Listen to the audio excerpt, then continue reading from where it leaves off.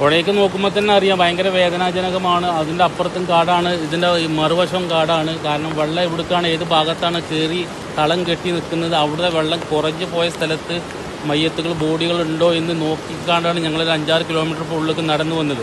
ആ പോരുന്ന കൂട്ടത്തിലാണ് ഞങ്ങൾക്ക് 3 ബോഡി ഇപ്പോൾ കിട്ടി. അതിപ്പോൾ പോലീസിൻ്റെ ഇതിൽ കൊണ്ടുപോയി, അവർ കൊണ്ടുപോയി, ആംബുലൻസ് കൊണ്ടുപോയി.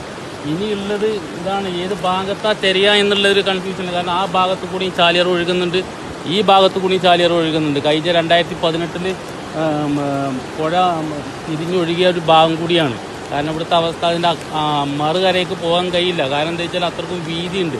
100-200 മീറ്റർ വീതിയിലാണ് ഇപ്പോൾ പുഴ ഒഴുകുന്നത്. മുകളിൽ സ്കൂളിൻ്റെ ഇതിലാണ് ക്യാമ്പ് ഉണ്ടായിരുന്നത്. അവിടെ നിന്നൊക്കെ ആളുകൾ എത്ര എണ്ണമാണ്. കാരണം ഞങ്ങൾക്ക് ഈ പോരുന്ന ബൈക്ക് 3 ബോഡികൾ ഇക്കരന്ന് കിട്ടാനുണ്ടെങ്കിൽ അപ്പോൾ എത്ര ആളുകൾ അവിടെ നിന്ന് വന്നിട്ടുണ്ടാവും എന്നുള്ളൊരു അവസ്ഥ നമുക്ക് എല്ലാവർക്കും അറിയാൻ കഴിയുന്നതാണ്.